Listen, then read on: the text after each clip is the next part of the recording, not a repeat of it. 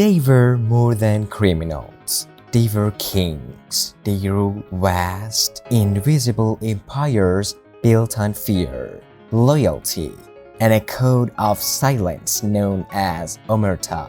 For decades, their names were whispered in the shadows, their power felt on the streets, in the boardrooms, and even in the halls of government. They commanded armies of soldiers, made fortunes from human misery, and ordered the death of their enemies with a simple nod. But power, especially the kind built on blood, is fleeting. What happens when the law finally catches up? These are the godfathers, the dons, and the masterminds who will spend 2025 behind the cold, hard steel of prison wall. This is the full list. First up, Vittorio Ludovic Amuso, the deadly don of the Lucchese crime family, standing at just 5 foot 4 inches. His nickname, Ludovic, was overshadowed by the chilling moniker, the Deadly Don, a title he earned through unmatched violence and extreme paranoia. He climbed the ranks from a simple soldier to the absolute boss. But his reign in the late 80s and early 90s was one of the bloodiest in the family's history. He trusted no one, and the slightest suspicion of disloyalty was met with a brutal death sentence. His most chilling trademark, the murder of Bruno Facciola in 1990, convinced Facciola was an FBI informant. Amuso didn't just have him killed. After he was brutally stabbed to death, Amuso's killers followed a grotesque mob tradition. They stuffed a dead canary into his mouth. This wasn't just murder, it was a terrifying, unmistakable message to anyone else thinking of singing to the feds. He even broke a cardinal unwritten mob rule by ordering a hit on a woman, Patricia Capozella, the sister of an informant. For Ludovic, there were no lines he wouldn't cross to maintain absolute power. His motives were simple: greed and control over massive construction projects in New York, notoriously known as the Windows case, and millions from extortion. But his own extreme paranoia became his undoing. The relentless violence he unleashed pushed his own acting boss, Alphonse Little Al D'Arco, to do the unthinkable. Realizing he was next on Amuso's hit list, D'Arco became the first boss in New York Mafia history to turn government witness. His devastating testimony, detailing dozens of murders and other crimes, sealed Amuso's fate. After a year on the run, leading the Lucchese family by iron fist from various hideouts, Amuso was finally captured in Scranton, Pennsylvania in 1991, convicted on 54 counts, including 9 murders, racketeering, and conspiracy. Vittorio Amuso was sentenced to life in prison without the possibility of parole in 1992. The judge famously called him a ruthless individual who needed to be removed from society forever. Today, at age 90, he remains incarcerated in a maximum security federal prison.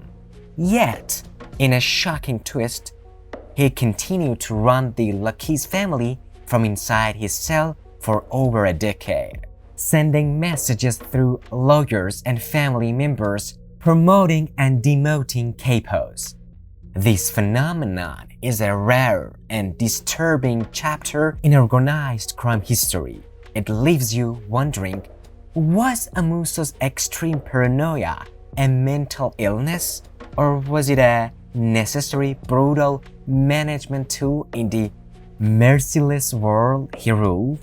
Next up, Vincent Vinny Gorgeous Paciano, the beauty salon boss. Don't let the name fool you.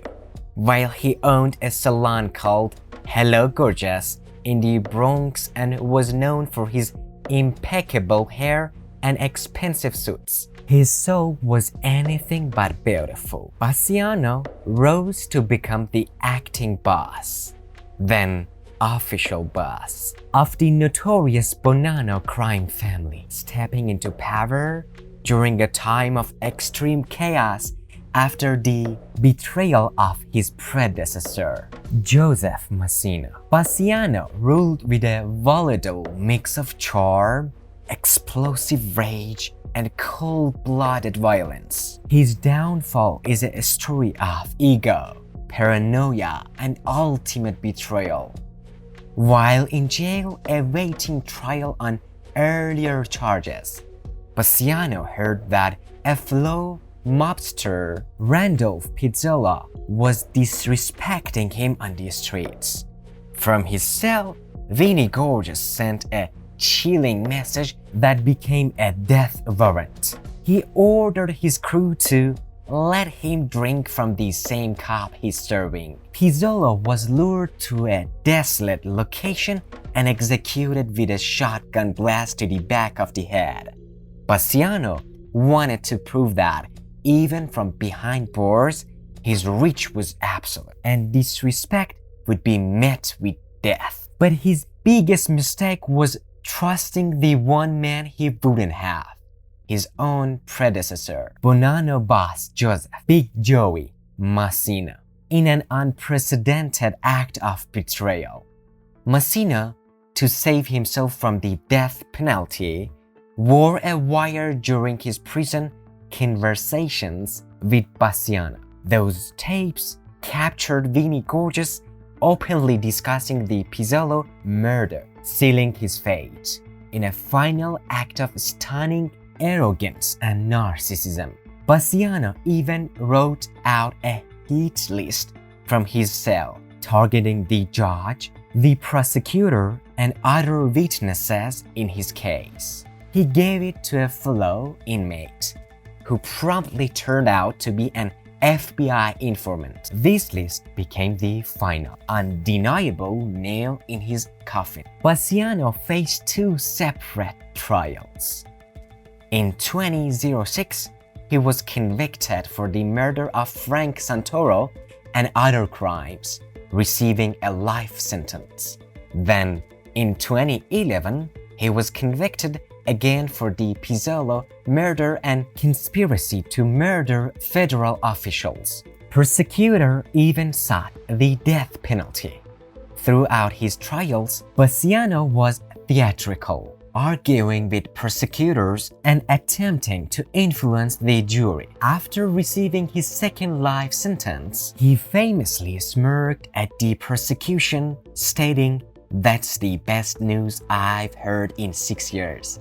He maintains his innocence to this day. Now serving 2 consecutive life sentences, he resides in the Supermax prison, ADX Florence, still denying any remorse. His story, a man so obsessed with his image and respect that he wrote his own death warrant, not with a gun, but with his own mouth. Number 3. James Little Jimmy Marcella, known as the man among his subordinates in the Chicago outfit.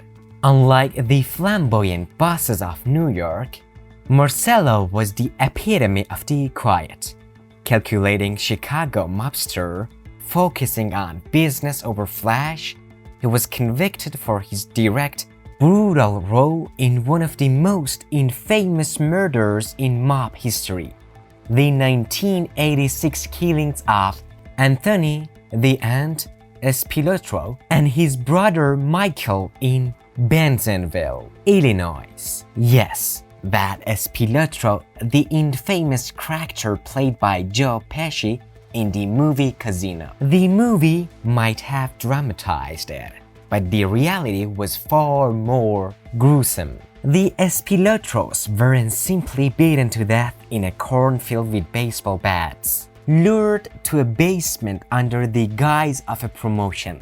They were met by a group of high-ranking outfit members, including Marcello. They were savagely beaten with fists and feet until they were dead, then dumped half-naked in an Indiana cornfield. The motive? Anthony Spiliotro's reckless behavior and the FBI attention he was bringing to the outfit's lucrative Las Vegas casino scheme operations. He became a liability, and in the mob, liabilities are eliminated. For decades, this murder remained a chilling secret. But in 2002, the outfit's wall of silence finally crumbled. Nicholas Calabrese, a seasoned hitman and outfit member, was pressured by the FBI with DNA evidence linking him to another murder. To save his life and his family, he flipped, becoming the most significant informant in Chicago outfit history. His chilling testimony detailed 18 murders, including a first-hand account of Marcello's direct participation in the Spilotro beatings. Wiretaps even caught Marcello and his brother discussing payments to Calabrese's family to keep him quiet, a clear attempt at obstruction of justice. In 2007, Marcello was convicted as part of the landmark Family Secrets trial, which finally closed the books on 18 unsolved mob murders. He received a life sentence in 2009.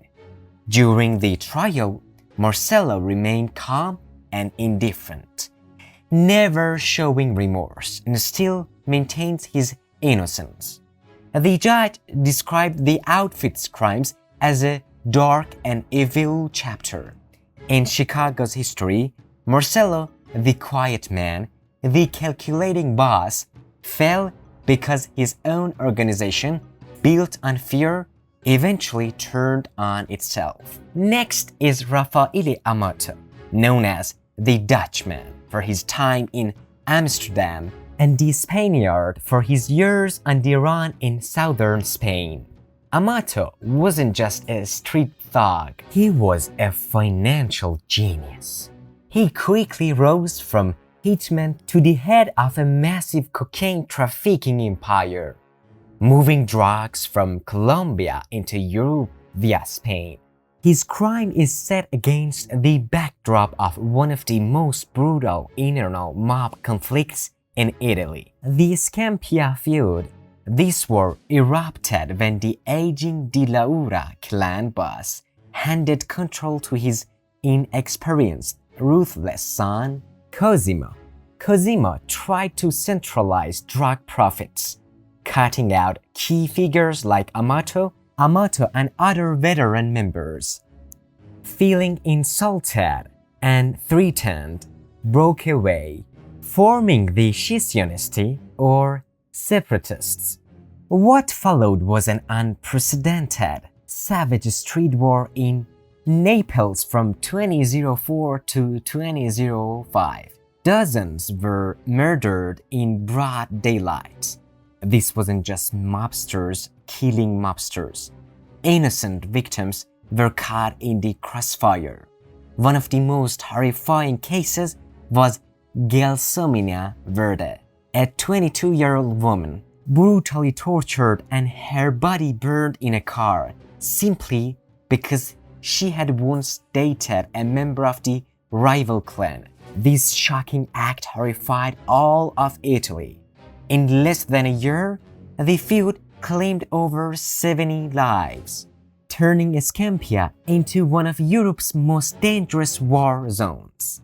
Amato, as a latitante or fugitive boss, directed much of this war from his hideout in southern Spain, issuing death orders and strategies via phone calls and loyal messengers. The sheer brutality of the Scampia feud forced the Italian government to respond with a massive police deployment. Under intense pressure, many Camorra members began to flip, becoming pentiti, state informants. Their detailed testimonies, along with wiretaps of Amato's phone calls, revealed the full structure of his organization and his role as a separatist leader. International cooperation between Italian and Spanish police was crucial in tracking him down to his hideout on the Costa del Sol. Omertà was arrested in 2009, facing life in prison for his heinous crimes. Omertà made a controversial decision. He decided to cooperate with the authorities, becoming one of the most significant entities in Camorra history. His shocking revelations, detailing drug routes, political ties, and corrupt businessmen, led to dozens of arrests and millions in seized assets. Due to his unprecedented cooperation, his life sentence was reduced to just 20 years, a deal that angered many victims' families. Was his decision a sign of remorse or simply a shrewd strategic move to escape through justice? Next, we turn to Sicily, to Santo Mazzei. U Carcagno, the Heel, this nickname, given to him in his youth, suggests his toughness and unwavering resolve. Mazzei was an old-school mafioso, born in the poor, mafia-controlled Librino neighborhood of Catania. His entry into the Cosa Nostra was a huge honor. He was personally initiated as a man of honor by Leoluca Bagarella, the ruthless brother-in-law of Totorina, the boss of bosses. This connection gave Mazzei immense power and allowed him to establish his own clan in Catania, one of Sicily's largest cities. Mazzei wasn't known for one specific shocking crime, but for his relentless, decades-long leadership of a powerful criminal organization for over 40 years. He oversaw dozens of murders, widespread extortion, and massive drug trafficking operations. His clan forced every business in their territory to pay peso protection money, from small restaurants to large construction companies. He managed hashish and cocaine trafficking routes across eastern Sicily and ordered hits on rivals, traitors, and anyone who challenged his absolute power. He saw himself as leading a parallel state, a shadowy government running alongside the official one. Mazzei was a master of evasion, living as a latitante or fugitive for years, constantly moving between hideouts across Italy. He would lead his organization through coded messages known as pizzini, tiny slabs of paper used by bosses to communicate secretly. The intense crackdown by the Italian government after the assassinations of judges Falcone and Borsellino in 1992 led to increased pressure on the mafia. Many Mazzei clan members and others began to cooperate, revealing the clan's structure, criminal activities, and Santo Mazzei's undeniable leadership. Police also used wiretaps and continued to track his pizzini communications, even while he was in prison. Mazzei's life was a cycle of arrests, convictions, imprisonments, and continued leadership from behind bars. He was first arrested and convicted in the mid-1990s for mafia association. In 2009, he was re-arrested and subsequently convicted again for leading his powerful organization, receiving an ergastolo, or life in prison. He was never cooperated with the state, never shown remorse, and remains fiercely loyal to the code of Omertà. He'd rather spend his entire life in the brutal 41 bis prison regime, isolated and cut off from the world, than betray his organization. Even in prison, he found ways to communicate through coded messages, a true boss in prison. What makes a man like Santo Mazzei prefer a slow death in solitary confinement to cooperating for freedom? Is it the power of mafia ideology or the fear of retribution? His son, Sebastiano Mazzei, continues the family legacy, proving that the mafia is a generational phenomenon. Now we move back to Catania, Sicily, for Giuseppe Enzo Mangione. Unlike the old-school mafiosi focused purely on street crime, Enzo Mangione was a strategist and a modern leader, known for his business face. He preferred to infiltrate the legal economy and politics, investing illicit gains into construction projects and other seemingly legitimate businesses. He was a key member of the Santa Paola Ercolano clan, one of the most powerful and historical mafia families in eastern Sicily, essentially managing the organization after the arrest of the historic boss, Nito Santapaola. Mangione's crime wasn't a single shocking act, but a systematic infiltration of the region's economy and politics. Under his leadership, the Santa Paola clan secured massive government contracts, from huge shopping malls to wine farms, through threats, bribes, and corrupt politicians.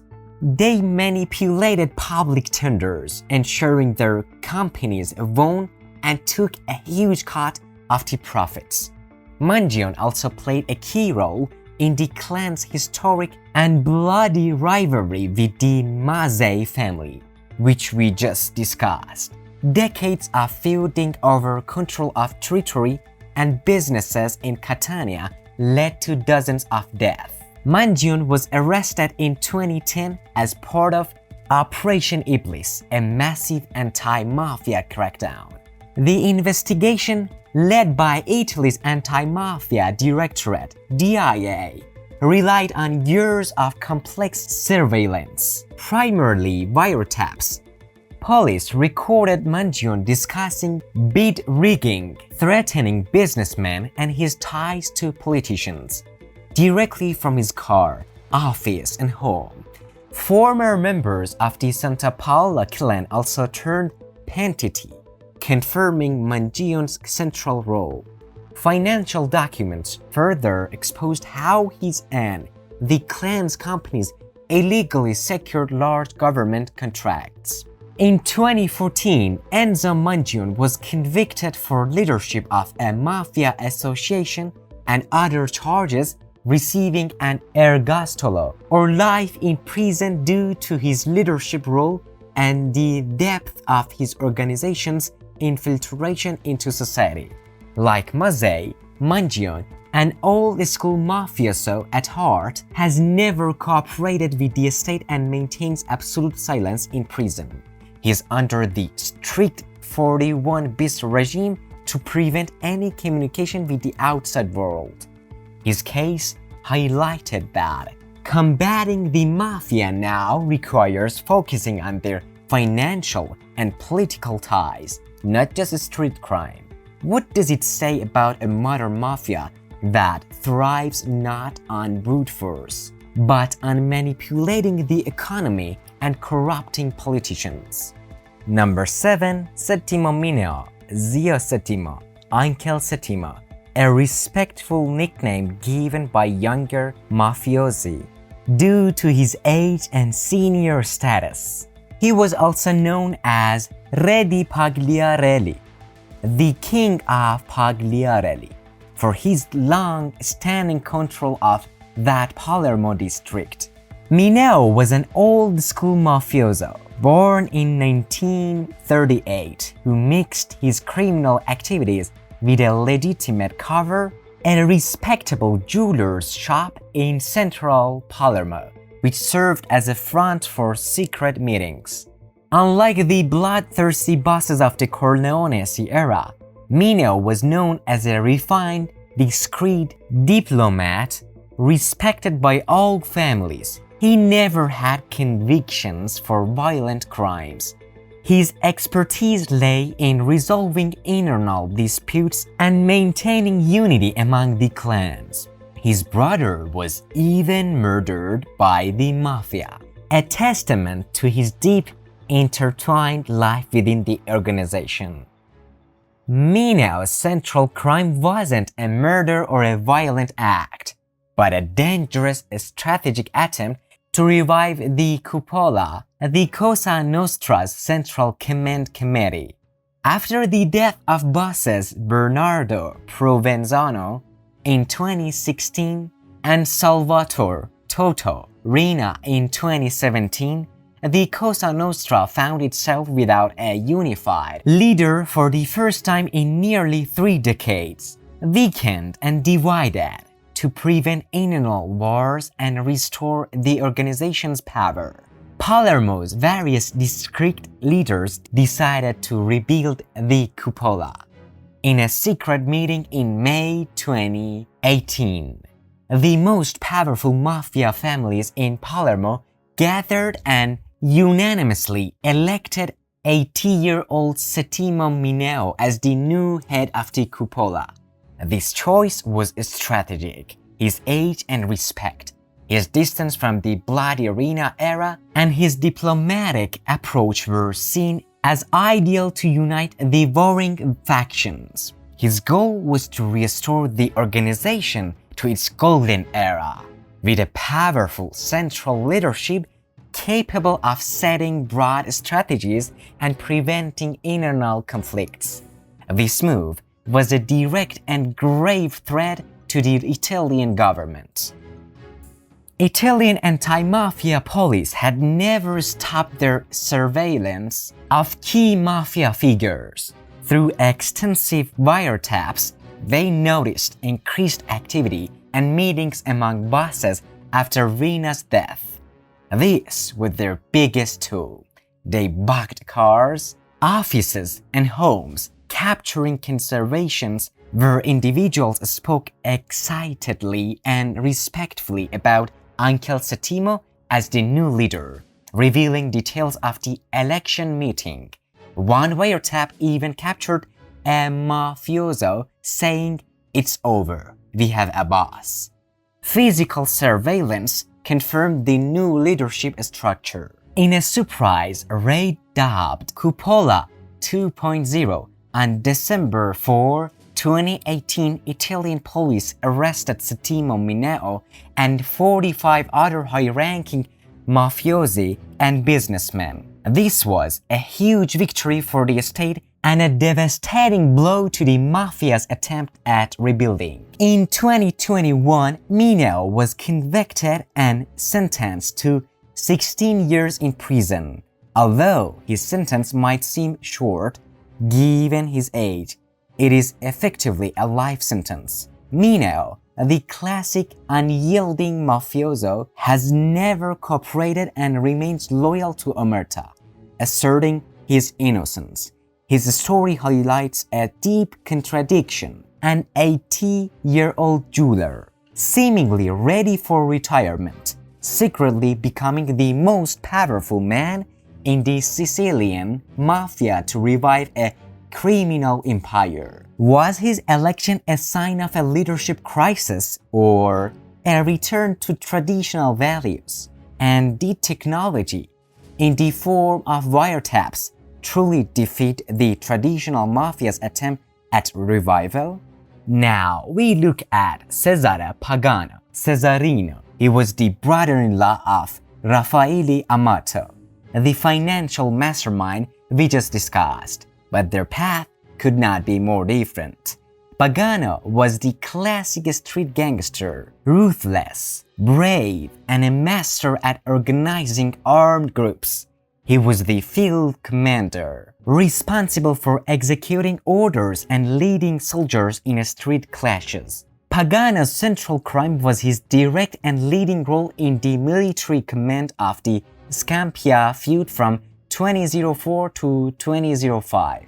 After Amato and other top members broke away from the Di Lauro clan, Cesare Pagano was appointed the military commander of the Scissionisti. He organized death squads, armed assassins whose job was to hunt and kill rival clan members. He personally planned and executed attacks, ambushes, and murders. The extreme violence under his command was designed to install terror and break the enemy's morale. This was a street war. It was indiscriminate, and yes, the horrifying murder of Gelsomina Verde, the 22-year-old girl tortured and burned, occurred under his command. The motive, like a motto, was power and money. They wanted exclusive control over the lucrative drug market in Escampia.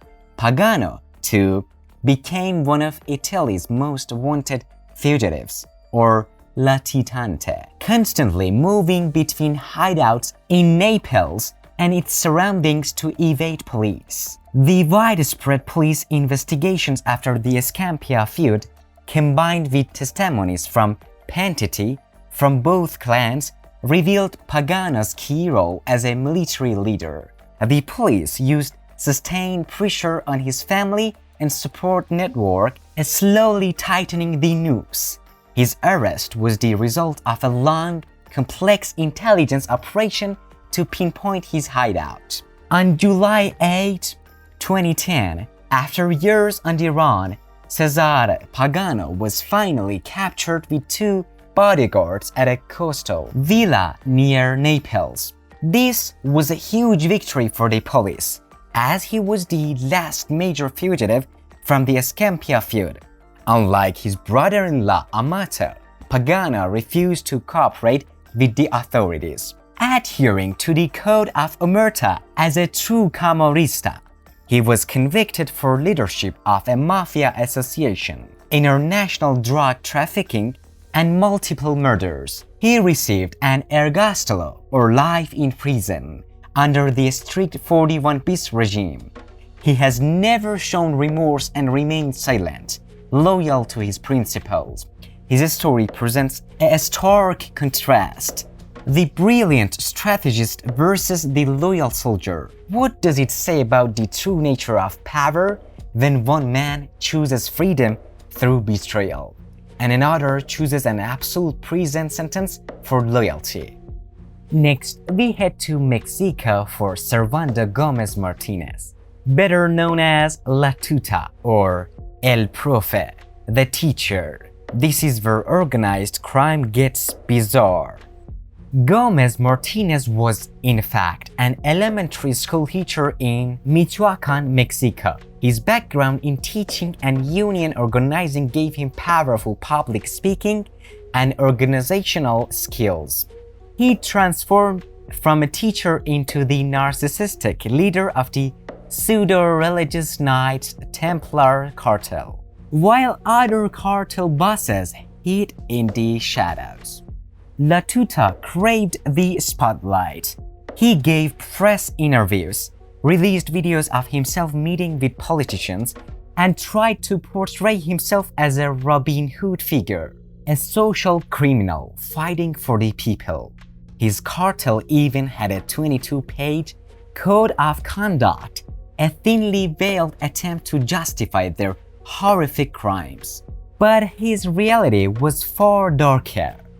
Industrial-scale meth production, widespread extortion that bled the entire state of Michoacan dry, taxing everyone from line farmers and avocado growers to iron miners, and thousands of kidnappings and murders. His cartel effectively acted as a parallel government, imposing their own taxes. His reign of terror became so unbearable that in 2013, ordinary citizens, farmers, shopkeepers, and local villagers formed their own armed vigilante armies, the autodefensas, to fight him and expel the cartel from their towns. This citizen uprising finally forced the federal government to launch a massive military operation against La Tuta. In a bizarre twist, he wasn't brought down in a blaze of glory.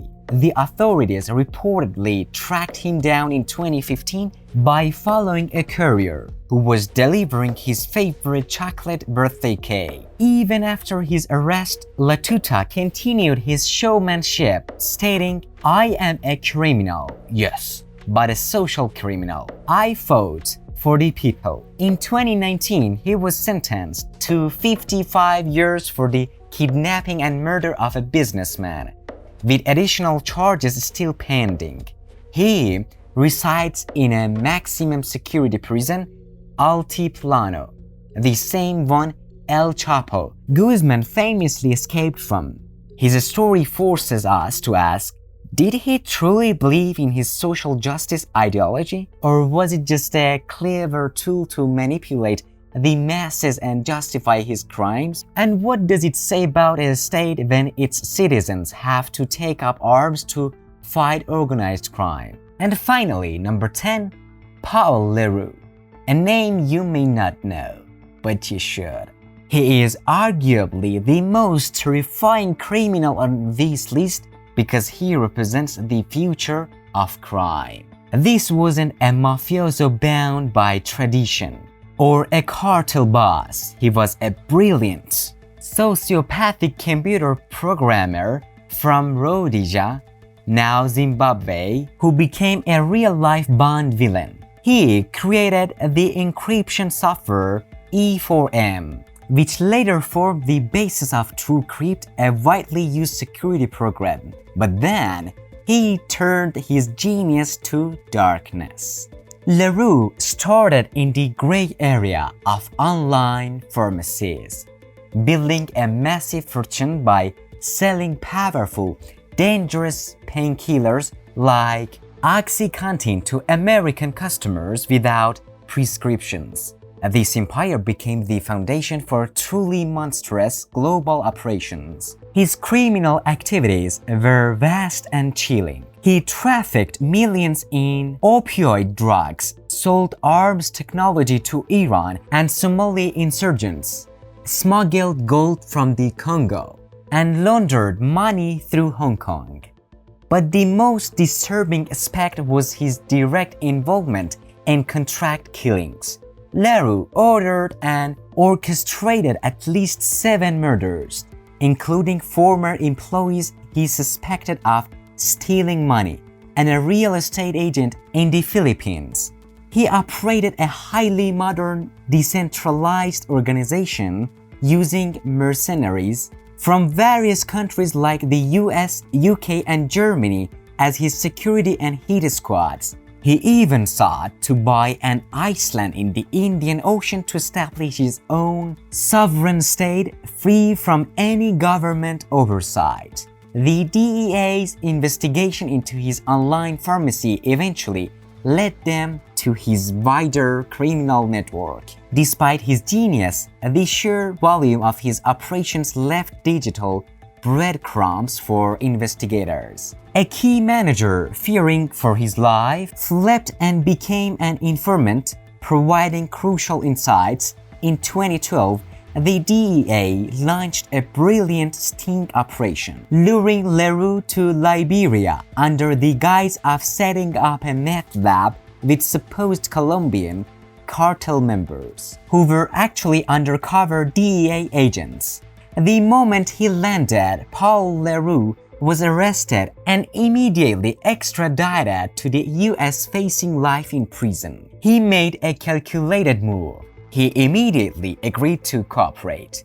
He became one of the most high-value informants in DEA history, helping them dismantle his own vast criminal enterprise, orchestrating fake deals to trap hitmen, arms dealers, and former associates. In June 2020, despite the horrific nature of his crimes, a federal judge sentenced him to just 25 years in prison. Acknowledging his unprecedented cooperation saved many lives. Leroux's case is a stark warning.